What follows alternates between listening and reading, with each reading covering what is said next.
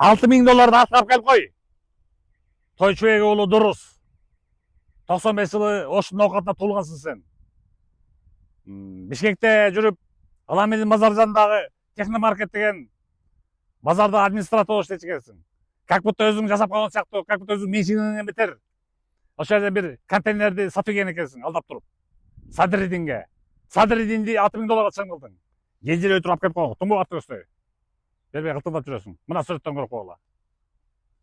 Фотография чыгып атат. Семейде үйлөнүп атат. Үй бүлөңдө ошентип арам акча алгайын дедим, я. Тез алып келип койгон.